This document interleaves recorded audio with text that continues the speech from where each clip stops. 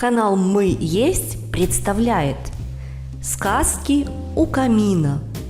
Предлагаю запастись чаем с печеньками. Приятного прослушивания.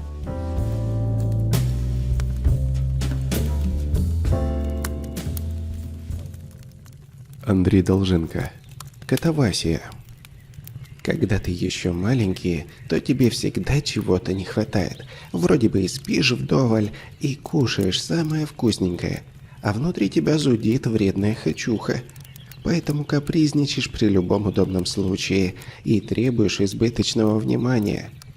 Естественно, взрослые многое тебе позволяют и балуют.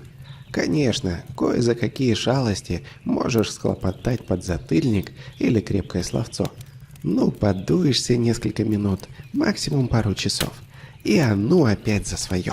Главное в деле каприз, требовательный тон и непоколебимое упрямство. А этого в детском организме хоть отбавляй.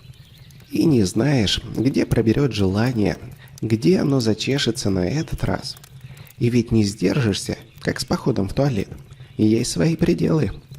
Поэтому считаю, что лучше прямо сейчас, чем запускать это чувство, которое, как простуда, может быть и пройдет само по себе, но получить осложнения намного больше шансов. Вот и мне приспичило по-крупному, сидя на ветке. Ой, и не спрашивайте, что я там забыл. Ну, выпустили гулять. Погнался за одной серенькой птичкой, которая одним своим видом говорила: «А вот и не поймаешь, чик-чибирик». Залез, значит, и веду наблюдение. А она так и крутится в полуметре от меня, на самой тонкой веточке.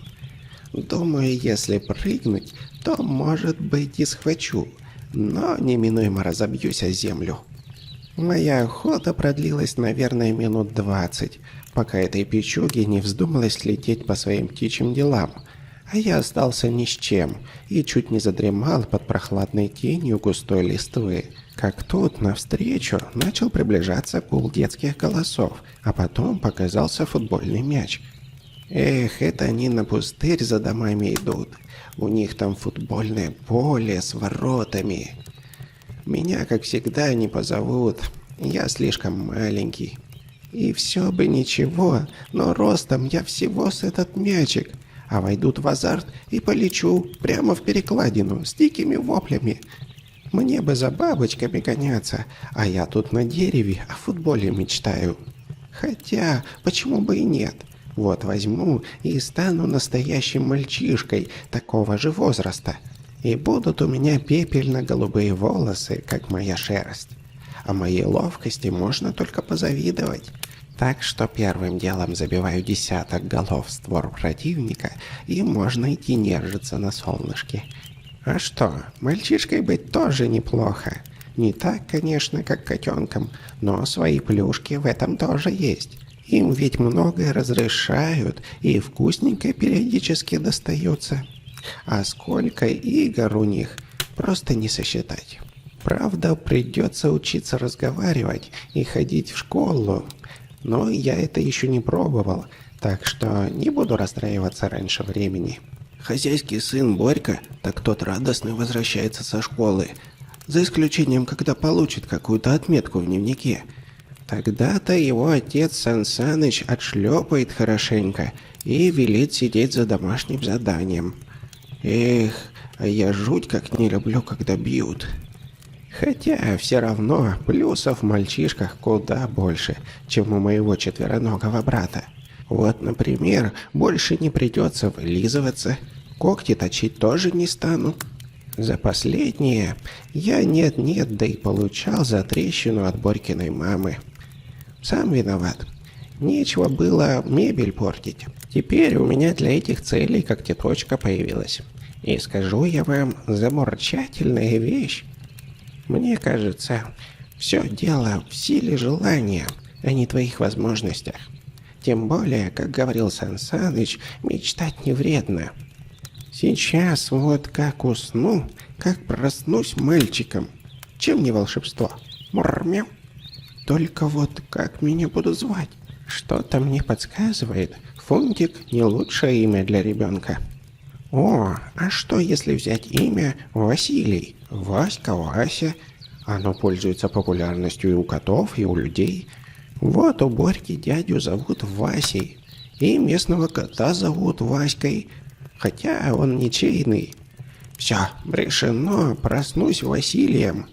Даже у котов должен быть переломный момент в их пушистой жизни, когда все должно пойти иначе, кардинально измениться, встать с ног на голову. А там уже начался первый тайм. Такими темпами я не успею даже к концу матча. Все, сплю. Разбудил меня тихий хруст веток и удаляющиеся крики сборной двора. И все бы ничего, но усиливающийся звук перерос в хруст, и я полетел вниз, больно ударившись о вытоптанную землю. Мяу! Я почесал рукой ушибленный зад и, потягиваясь, попытался выгнуть спину. Усевшись на корточки, по привычке поджал передние лапы. Тьфу ты, руки между задних ног. Вот же катавасия. Теперь-то у меня и ног две, и обе они задние. Мимо проходящая соседка баба Сима улыбнулась и сказала: «Ух ты, настоящий лягушонок! Не дать не взять, с болота прискакал. Ты откуда у нас такой? Я тебя среди наших не припомню». А мне подумалось, неужто я превратился в лягушку? Да ну не может быть. Знать, эта бабка сослепу не разглядела во мне мальчишку. А тут и сказочки конец. А кто слушал, молодец.